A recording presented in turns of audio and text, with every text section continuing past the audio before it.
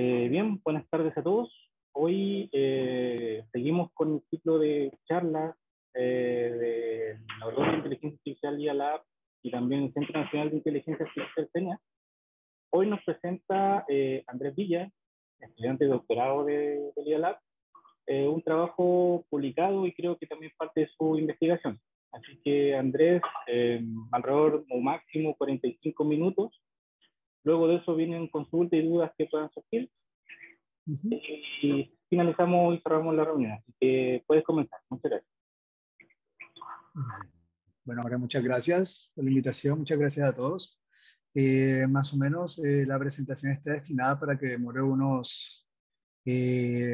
media hora, poco más. Bueno, no creo que mucho más, pero no está destinada para media hora. Bueno, esto es un trabajo que se publicó, ahora salió aceptado en CEPR. Y bueno, hace poco nos dieron la buena noticia de que también fue aceptado como oral. Entonces, estamos muy felices por ese lado. Este trabajo fue llevado a cabo durante mi pasantía en la Universidad de Caus, en Arabia Saudí. Y bueno, universidad con la que todavía mantengo, con la que todavía estoy trabajando, que la pasantía me la extendieron por medio año más, es decir, estoy con ellos todavía hasta junio. La idea es seguir trabajando en esta misma línea, en otro proyecto. Bueno, en este trabajo participé yo, Kumail, un muchacho de Arabia que está estudiando maestría, Víctor, un investigador en Samsung AI, graduado de la misma Universidad de Caus, Fabián, investigador de Adobe, también graduado de Caus, Juan León, un postdoc de allá, y Bernard Ganem, que es el subdirector de AI, como debajo de Jorgen. Bueno, este trabajo fue titulado Big Climb. Es un Novel Video Class Incremental Learning Benchmark. Es bueno, como su nombre lo indica, es un benchmark para llevar a cabo la tarea, para llevar a cabo la evaluación de la tarea de class incremental learning, que es una tarea específica de continual learning. Ya ahorita vamos a entrar más en detalle, en el dominio pues, de video, específicamente de clasificación de acciones humanas en videos. Vamos a trabajar justamente en ese nicho.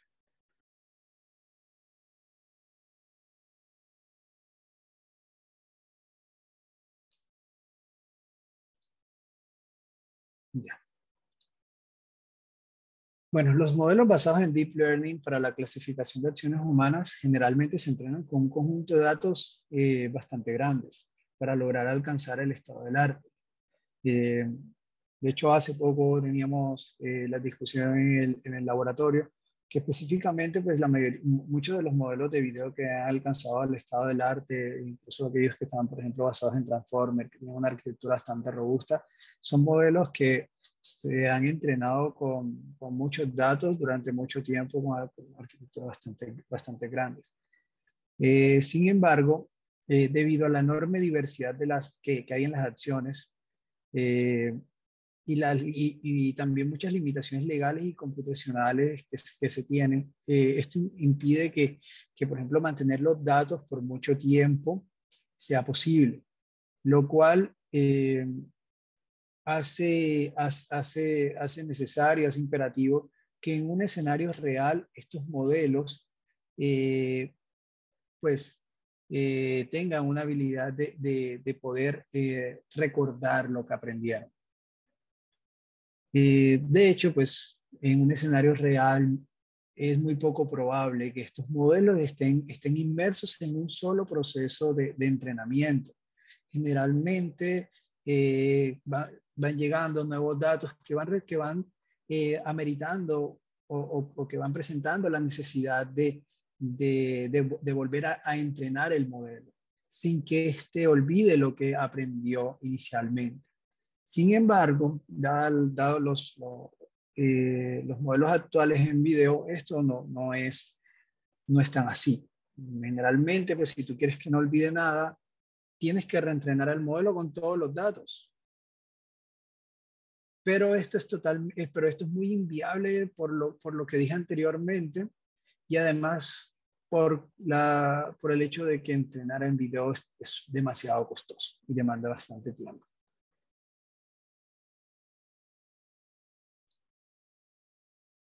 Entonces, bajo este escenario, es esencial mejorar el equilibrio entre la estabilidad del modelo y la plasticidad del mismo.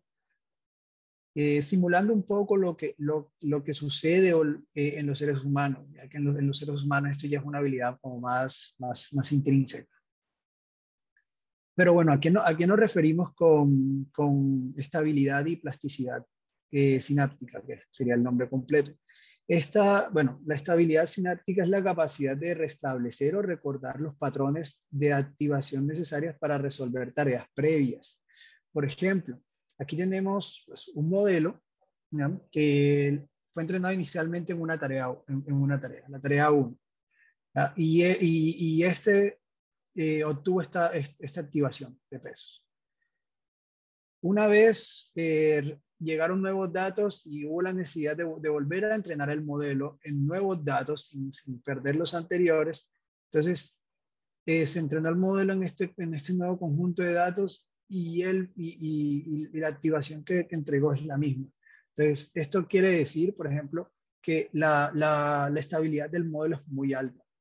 Entonces, esto es conveniente, por ejemplo, o más que todo esto quiere decir como que el modelo se resiste como tal a cambiar sus patrones de activación, lo cual, por ejemplo, presentaría ventajas para recordar la primera tarea que aprendió, más no las tareas futuras que tiene que aprender.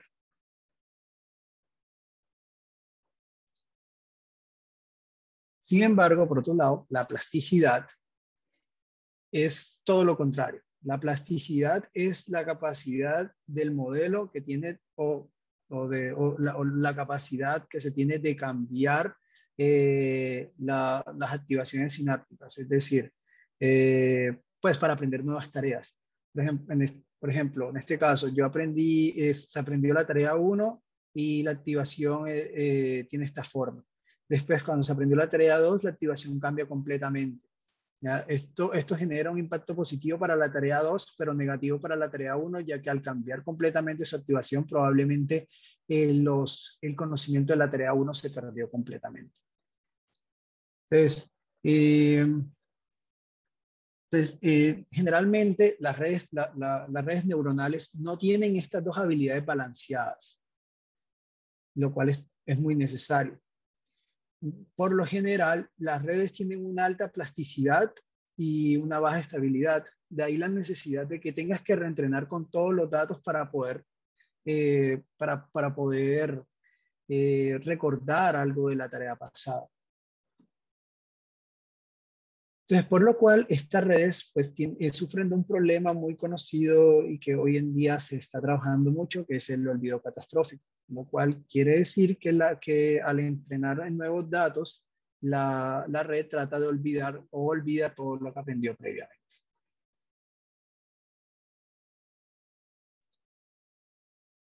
Bueno, en este trabajo nos enfocamos en una configuración especial y es la más desafiante actualmente de aprendizaje continuo. Esta es conocida como Class Incremental Learning, donde las etiquetas y los datos son mutuamente excluyentes entre tareas, es decir, la intersección entre la tarea 1 y la tarea 2 es completamente vacía en cuanto a datos y labels. Otra es que los datos de entrenamiento solamente están disponibles para la tarea actual. Es decir, yo terminé de entrenar mi tarea 1, tengo un modelo entrenado en la tarea 1, después vienen unos datos de la tarea 2, entreno en la tarea 2 y yo en ese momento solamente tengo disponibles los datos de la tarea 2.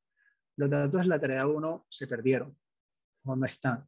Esto de pronto simula lo que de pronto sucedería en un escenario real, donde por limitaciones legales, como les comentaba antes, muchas veces en las empresas los datos solamente están disponibles por un periodo corto de tiempo.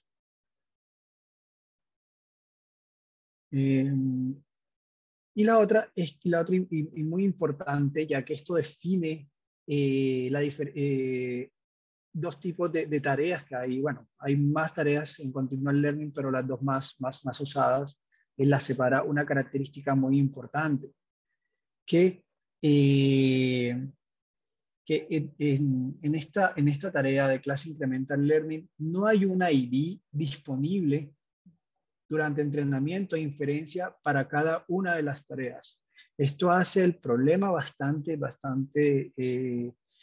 desafiante, ya que tú no puedes entrenar un modelo o parte del modelo destinados para cierta tarea, ya que el hecho de tener, por ejemplo, una ID facilita un poco más las cosas durante inferencia, ya que tú puedes tener partes o módulos destinados para cierto ID, para ciertas tareas, y otros pues para otras. En cambio, la red tiene que tener la suficiente flexibilidad para funcionar bien para todas las tareas, ya que no se tiene ningún tipo de key que te determine a cuál tarea estás apuntando.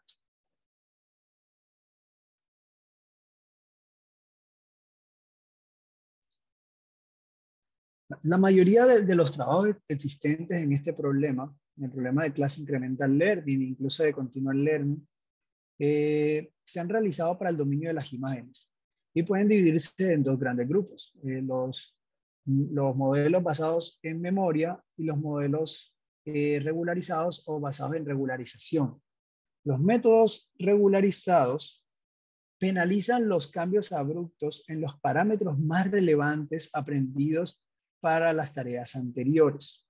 Es decir, si yo tengo un conjunto de parámetros, un conjunto de activación que son muy importantes para las tareas pasadas, la red se resiste a cambiar estos parámetros para conservar esta información importante, estas activaciones importantes, mientras que cambiamos aquellos parámetros que no son tan importantes para la red.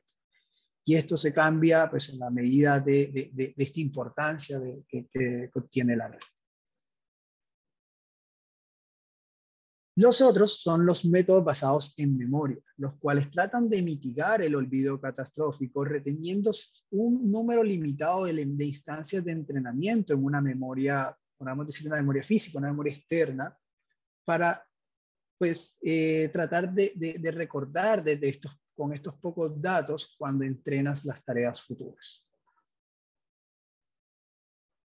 Ahora les voy a explicar o les voy a mostrar cuáles fueron los modelos que nosotros extendimos al dominio de video para este benchmark en ambos conjuntos, en ambos grupos. Bueno, para el grupo de regularización se extendieron dos: el Elastic Weight Consolidation, EWC, y el Memory Aware Synapses, que es el más general. Estos generalmente son los más usados, más que todo el EWC, el más se resiste un poco. Sin embargo, pues nosotros teníamos la facilidad de que uno de los investigadores inmersos en este proyecto de más es un profesor de Caus. EWC, bueno, la diferencia radica la diferencia entre los dos radica principalmente en cómo calculan la matriz de importancia para los parámetros. Uno utiliza la matriz de Fisher para calcular los parámetros de relevancia, y otra sigue, y además sigue como un approach self-supervised que mide cómo pequeños cambios en los parámetros puede afectar la salida del modelo. Entonces, mientras más afecte para la tarea actual, o sea, después de haber entrenado la tarea actual, entonces ambos por ejemplo, más trata de mirar pues, si cambios significativos, si pequeños cambios en los parámetros aprendidos pueden llevar a resultados erróneos. Entonces, si estos cambios de esa forma, pues puede localizar cuáles de los parámetros de pronto son los más relevantes para llevar para mantener el conocimiento de la tarea actual como tal.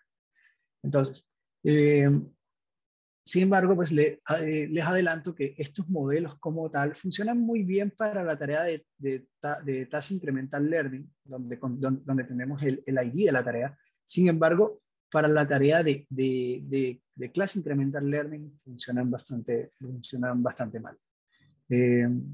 Y eso pues es una conclusión que no la sacamos en este trabajo. Eso ya viene de imágenes. Ya viene del dominio de las imágenes, pero ese mismo comportamiento se respetó aquí en este dominio, incluso se vio mucho más. Lo cual pues no es muy sorprendente dado el cambio de complejidad que hay de un dominio a otro. Bueno, para el caso de los métodos basados en memoria, tomamos dos, que también que están también dentro de los más utilizados, dentro de los más tenidos en cuenta para la evaluación.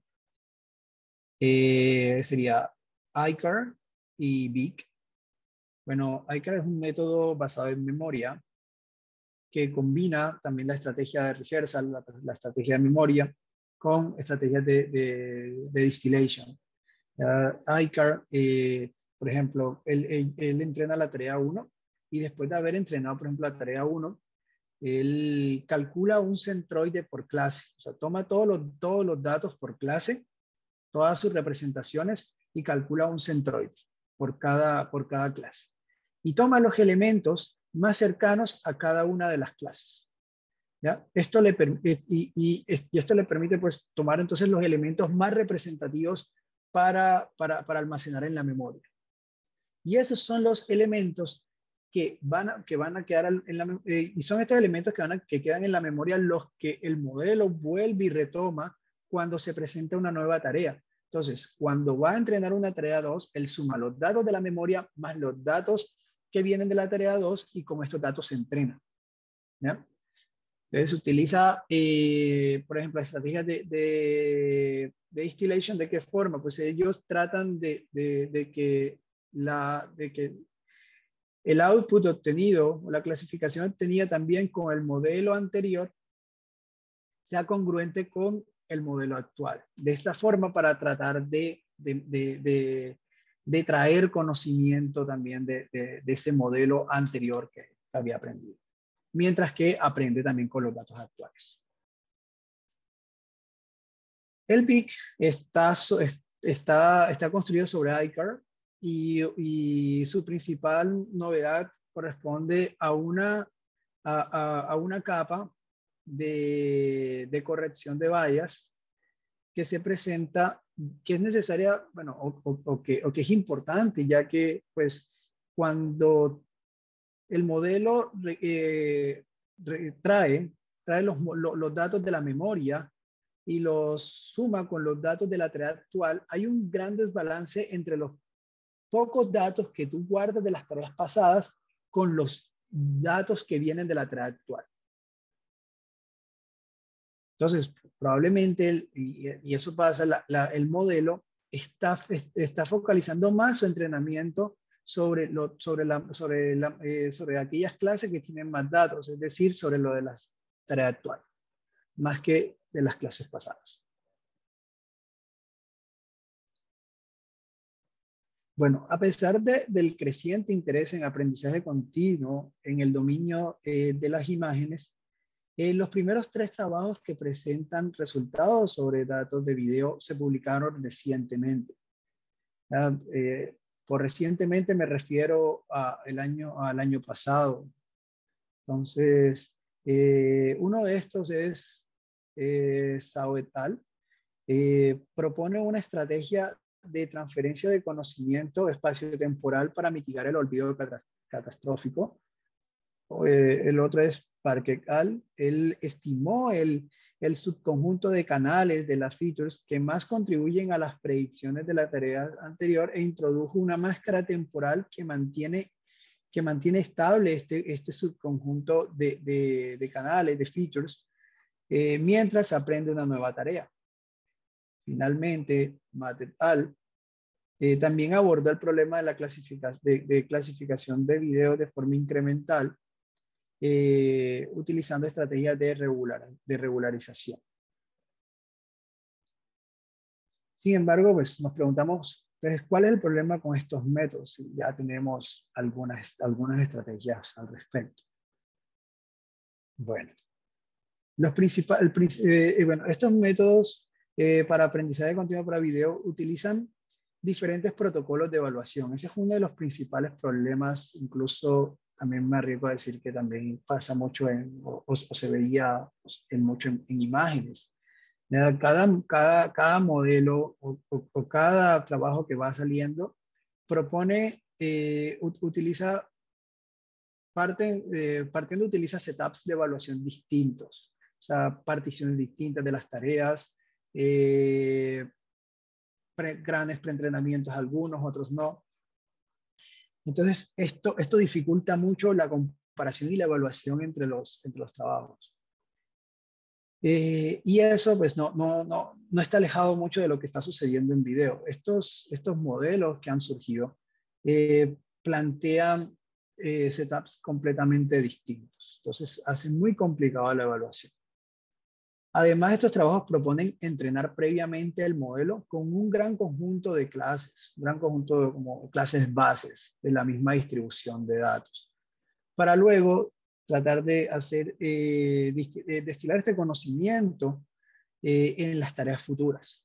Entonces, lo que dificulta aislar el efecto del olvido catastrófico que se produce al ir entrenando las tareas continuamente y aplicarlos en escenarios reales donde muy probablemente esta gran cantidad de datos, como datos de base de entrenamiento, de la misma distribución que vas a entrenar los datos continuamente, no se tienen disponibles, ya que eso te obliga como a tener una conciencia a priori de cómo pueden ser las distribuciones de las tareas que vas a entrenar, y eso a priori no se puede saber.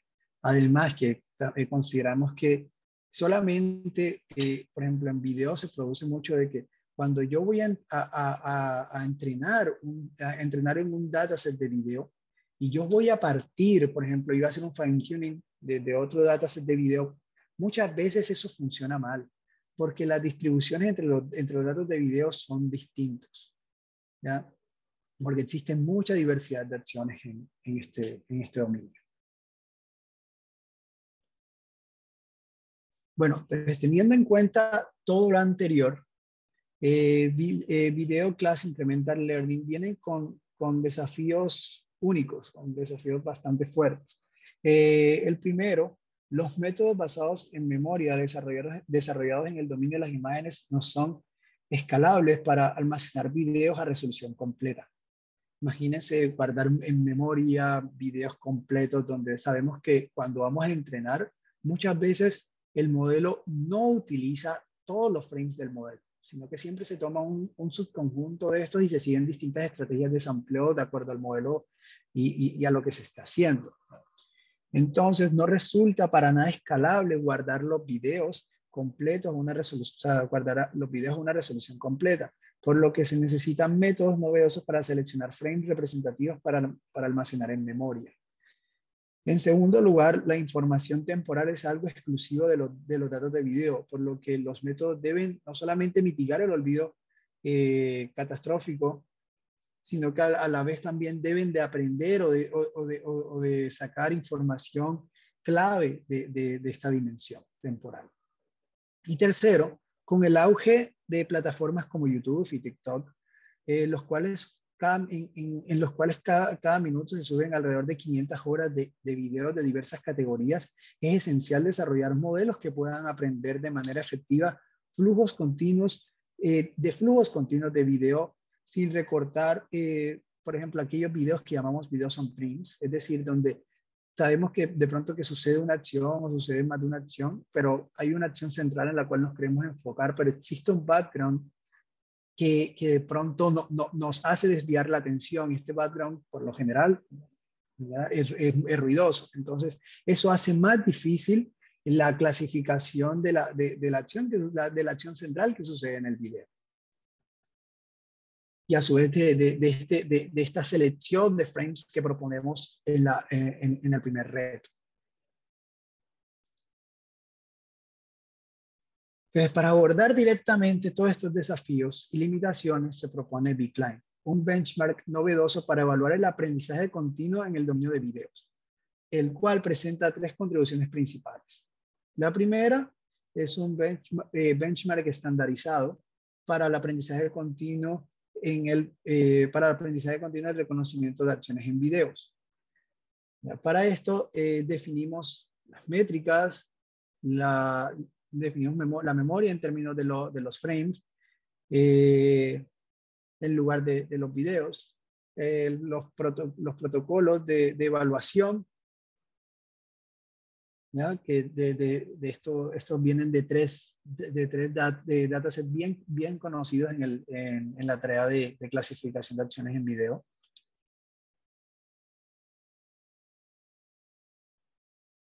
Bueno, para la parte de las métricas, estas métricas como tal las seleccionamos de las más utilizadas para la evaluación de los modelos de aprendizajes continuos hasta el momento, ¿ya? Cabe aclarar que estas métricas, la definición como tal no fue propuesta por nosotros. Por ejemplo, nosotros tomamos estas métricas del trabajo de López Paz et al. ¿Ya? Bueno, las métricas que tuvimos en cuenta son unas métricas complementarias que cabe aclarar que no es conveniente usarlas de forma independiente, ya que estas métricas se complementan muy bien una a otra. Una es el accuracy final. El accuracy final promedio es aquel que se toma, por ejemplo, en la tarea final o en la tarea, por ejemplo, si quieres evaluar el modelo hasta la tarea I, entonces tomas al punto de la tarea I, o sea, después de haber entrenado la tarea I, evalúas todas las tareas vistas hasta el momento, incluso la última, y calculas el accuracy de cada una de ellas y calculas el promedio de este accuracy. Y este es el accuracy promedio final. Ya eso nos da eso nos entrega una idea de cómo le está yendo al modelo en promedio en todas las tareas. ¿Ya? Igual esta métrica por sí sola no dice tanto, porque hay que tener en cuenta que como incluye también la última tarea, ya puede ser que el modelo le haya ido muy bien en las últimas tareas, pero ya al punto que va de las primeras tareas ya no recuerde casi nada. Entonces, claro, puede ser que te dé una accuracy aceptable, pero pues tú no sabes cómo están las tareas previas, ya solamente conoces un promedio.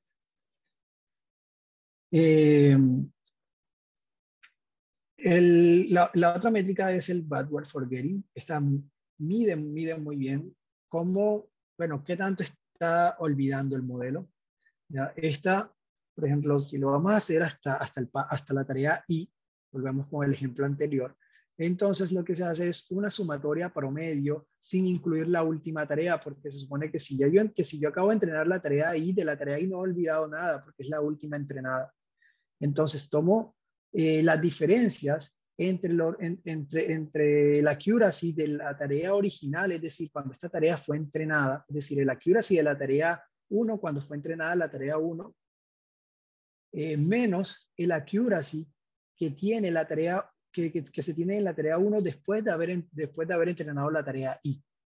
¿Ya?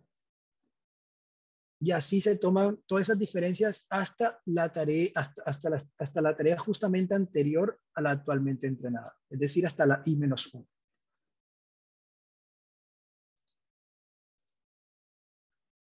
Bueno, esta tabla resume un poco el benchmark, bueno, el benchmark que estandarizamos y su comparación con los benchmarks ya existentes. Por ejemplo, la primera mitad de arriba corresponde a los modelos que ya existían, ¿ya? A estos 3 modelos que hice referencia ahorita en el ámbito de videos. Si se dan cuenta, la mayoría de estos toman un largo conjunto de clases. Pues, ya hablo de largo conjunto, de gran conjunto de clases en comparación con la cantidad de clases que tienen en el set original, ¿ya? Por ejemplo, aquí tenemos UCF 101 y estamos tomando 51 clases de preentrenamiento, o sea, prácticamente la mitad o un poco más. Entonces, si bien es bastante extenso en este caso, entonces la idea el approach principal que han tomado estos modelos es, bueno, tenemos un conocimiento, preentrenamos en estas clases bases, podríamos decirlo, en este preentrenamiento grande. Tomamos un modelo que tiene un buen conocimiento en esta distribución de datos, la cual yo espero ver. Y continuamente, a medida que voy aprendiendo, voy tratando de destilar este conocimiento que ya tengo a cada una de las tareas que voy aprendiendo. Entonces, de esta forma me es más difícil olvidar. Pero como les decía, esto es muy complicado que se tenga en un escenario más real. Entonces, nosotros definimos un conjunto de tareas en las cuales no tenemos este conocimiento inicial, o no asumimos que tenemos este conocimiento inicial. Tomamos dataset como UCF y Kinetics, y también tomamos otro dataset también muy conocido que es ActivityNet, y aprovechamos la diversidad en su etiquetado y en sus datos para proponer 2 setups a partir de él. Perdón. Uno es el ActivityNet on-train y el otro es el ActivityNet train. Para el ActivityNet train consideramos como una acción cada uno de los sublabels que pueden haber en cada uno de los videos. Es decir, si tenemos un video grande, porque estos son videos bastante grandes, si se dan cuenta, el average de frames por video en este caso es súper grande comparado con todos los demás. Entonces, probablemente, en un video tenemos varias acciones, ¿ya? Entonces, nosotros vamos a dividir, se divide cada uno de estos videos, cada una de estas subacciones como un video independiente para el trim, y para el on-trim tomamos la acción más representativa para el video, ¿ya? La acción que más se repite. O de mayor duración, en este caso, tomamos la de mayor duración. Bueno, para la parte de la memoria, como les había comentado, lo que hicimos fue redefinirla en términos de frame, para hacer un setup más estandarizado, más real. La otra contribución es que, bueno, extendimos 4 baselines, los 4 baselines que ya les había comentado, de imagen a video, y introducimos una adicional que es como una versión naive de iPad. Bueno, si vemos, estos fueron los resultados que se obtuvieron en todos los baselines, en todos los setups que estamos proponiendo, menos el on-trim. Eso lo reservamos para el final. Se dan cuenta, pues era de esperarse, los métodos basados en regularización funcionan mal, los métodos basados en memoria funcionan medianamente bien. Una de las sorpresas fue que, si vemos en UCF, los resultados que se tienen en estos setups, sobre todo, sobre todo con los métodos basados en memoria, son resultados muy similares a los que se tienen cuando se entrenan completamente con el dataset original, el UCF. Entonces, esto nos quiere decir que probablemente UCF no es el mejor dataset para evaluar este escenario de continual learning, ya que es un dataset muy simple, muy sencillo. Sus distribuciones de datos no son tan variadas. También propusimos, bueno, propusimos una estrategia de regularización que nos ayuda a aprender con menos datos. Es decir, puedo guardar menos frame en memoria y puedo obtener resultados iguales o mejores. Esto es el temporal consistency. Más que todo lo que hacemos es que entrenamos el modelo no solamente con los videos a full resolution, sino con los videos a la resolución que vamos a guardar en memoria. Y obligamos a la red a aprender a clasificar ambos videos. Esto con el objetivo de que el modelo aprenda a encontrar patrones temporales independientes a la cantidad de frames que está guardando y acostumbrar al modelo a lo que va a ver en las tareas futuras cuando vaya a tener que recordar de estos modelos, de estos pocos datos, de estos pocos frames que tenemos en memoria. Esto dio muy buenos resultados, sobre todo pues en estos dos datasets, los cuales son más retadores en términos del análisis temporal, ya sobre todo el ActivityNet Trim. Ya si nos damos cuenta, cuando solamente, por ejemplo, cuando guardamos solamente 4 frames o 8 frames en comparación a cuando guardamos todos, el accuracy cae mucho. Sin embargo, cuando tomamos esta estrategia de temporal consistency, el accuracy que estamos obteniendo es muy cercano al que se tiene cuando guardamos todos los frames. Asimismo, en Kinetics, incluso logramos superar cuando solamente guardamos 4 frames. ¿Ya? Y esto es bastante interesante, sobre todo en ActivityNet Trim, considerando la cantidad de frames que tiene este dataset por video. Y si nos damos cuenta, la memoria la bajamos demasiado. Hay un bajón considerable en cuanto a la capacidad de memoria requerida. Sin embargo, para la parte de UCF, los resultados no son tan alentadores en este caso, por lo mismo que les decía antes. ActivityNet OnTrim no es el dataset más complicado que hay, es un dataset muy sencillo y es un dataset chico. Entonces, meterle más complicación con esta regularización, probablemente lo que estamos haciendo es, claro, a complicarle la vida a la red con un dataset súper sencillo que ya con el solo escenario normal de ICAR ya logra alcanzar un resultado muy parecido de haber entrenado, de haber cogido todo el dataset completo y haber entrenado el modelo de un solo. Entonces, esto nos invita a pensar de que UCF no es el mejor dataset para esto. Incluso se muestra que a medida que cambiamos los frames, en UCF el performance no cambia mucho. Eso quiere decir que, bueno, eso se puede estar relacionado al hecho de que UCF tiene un bias muy sesgado, muy fuerte hacia la parte espacial, ¿ya? Entonces, no a la parte temporal. Ya para terminar con la parte de los videos, del video on Trim, también tuvimos un resultado bastante bueno. Ya se puede ver que también obtuvimos una mejora bastante significativa al utilizar este temporal consistency, es decir, subimos casi un 24%, igual que cuando tenemos el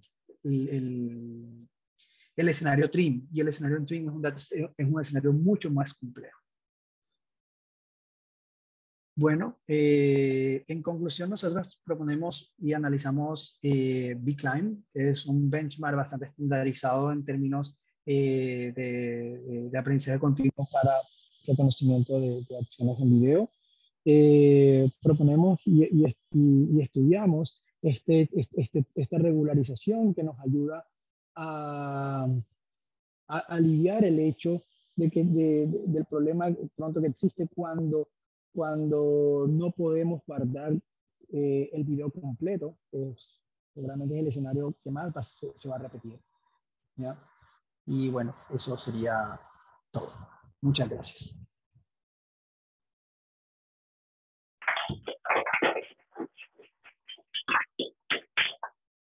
Muchas gracias, Andrés. Muy buena tu presentación y tema también. Bueno, ahora comenzamos la ronda de consultas y dudas. Para hacerlo un poco ordenado, van levantando la mano quien tengan duda o consultas, tanto online como presencial. Pues así que dejamos abierto la ronda. Ya, buenísima. Una cosa, no sé si mencionaste, y quizás me lo perdí, pero ¿ustedes utilizan alguna forma de seleccionar qué frames pueden guardar en esta memoria que ustedes están utilizando? ¿O Mucha- seleccionar usar durante el ya, proceso de entrenamiento, o es más o menos aleatorio? ya, muy buena pregunta. No lo mencioné como para no entrar mucho en detalle porque nos llevamos más tiempo, ya nos quedaba poco.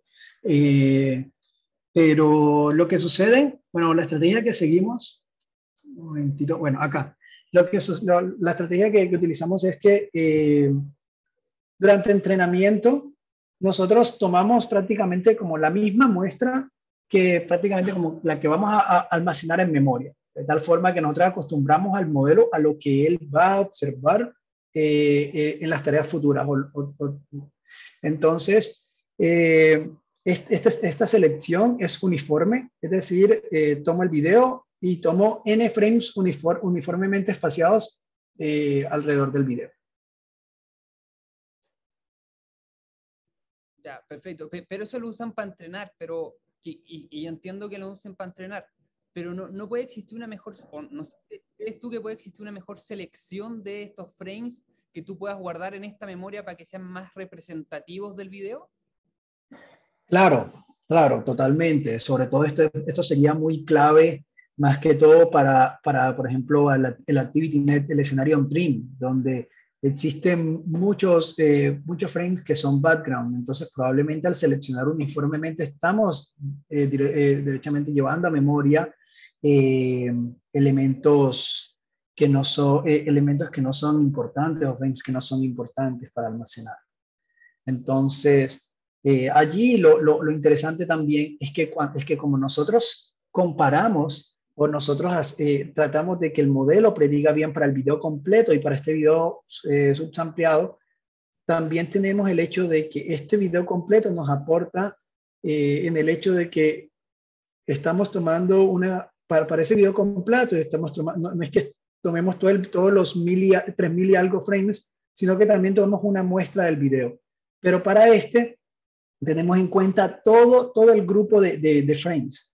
Entonces, seguimos una estrategia que es propuesta por la TCN, en la cual no tomamos frames uniformemente espaciados, sino que tomamos chunks del video, es decir, dividimos el video en segmentos, en n segmentos, y en cada iteración o cada vez que vamos a ese video, tomamos aleatoriamente un frame de cada uno de los segmentos. Entonces ahí estoy variando la forma en la que el modelo está viendo ese video. Y de igual forma, entonces está obligando también que este video pequeño que yo tengo acá, entonces pueda él extrapolar cosas importantes. Entonces probablemente también él está aprendiendo a dejar de lado un poco estos frames ruidosos que aprendió a hacerlo con esta estrategia de sampleo que te comenté anteriormente. Pero sí, totalmente coincido contigo de que puede haber una mejor manera de almacenar o de utilizar mejor esta memoria para guardar estos frames de mayor relevancia. Perfecto. Gracias. ¿Alguna otra consulta?